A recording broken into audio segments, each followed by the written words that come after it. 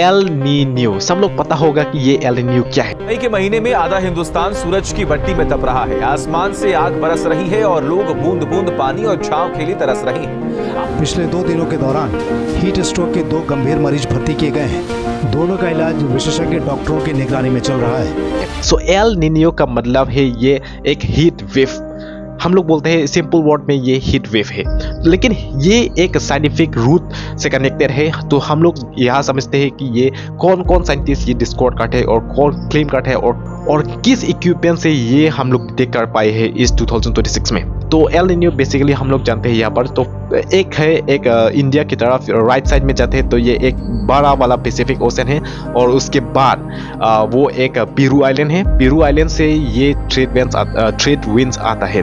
तो बेसिकली पानी वहाँ से एक निकलता है, जैसे आता है अप टू ऑस्ट्रेलिया। तो ऑस्ट्रेलिया से यहाँ डायरेक्टली विंड मूव करते हैं, इसको बोलते हैं trade winds. So trade winds directly move करते हैं ऑस्ट्रेलिया में। तो ऑस्ट्रेलिया से ये पानी वहाँ पर निकल जाता है, वहाँ पेरू के साथ साइड जाता है।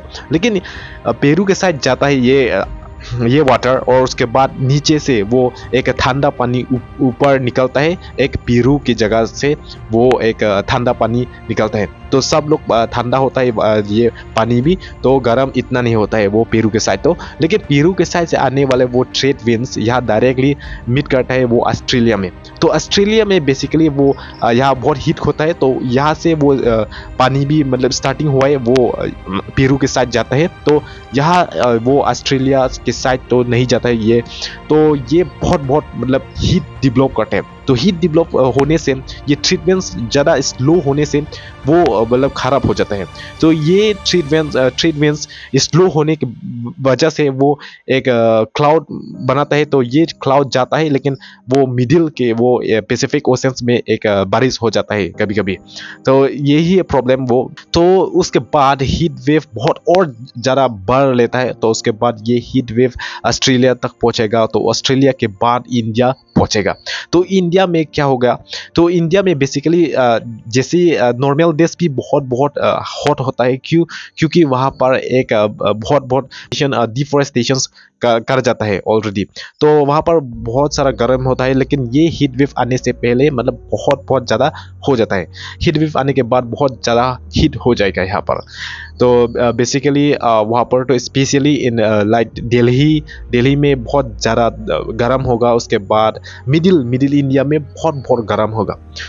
तो ये इफेक्ट कौन करते हैं, तो ये इफेक्ट एक एल नीनो। बेसिकली तुम सब लोग पता होगा कि ये क्या हम बोल रहे हैं यहाँ पर। तो हम लोग जानते हैं कि एल नीनो का डिस्कवर फर्स्ट कहाँ हुआ था वाला, वो एक गिलबर्ट वेलकर हम लोग उसको बोलते हैं। तो उस दिन मतलब 1920 में ये डिस्कवर हुआ है, लेकिन उस दिन वो एक प्रिडिक्शन में थे, लेकिन वो डायरेक्टली मतलब वो एक नहीं कैप्चर पाया उस दिन। तो इसको हम लोग बोलते हैं ऑन दैट टाइम, इसको हम लोग बोलते हैं कि साउथर्न ऑस्किलेशन, हम इसको बोलते हैं ऑन दैट टाइम। मतलब ये साइंटिस्ट बोलते हैं कि गिलबर्ट वेलकर बोलते हैं। तो इसको मतलब प्रेशर बिकम हाई, ऐसा मतलब वो डिस्कवर करते हैं मतलब ऑस्ट्रेलिया में कि ये विंड कितना मतलब टाइट है, कितना गर्म है।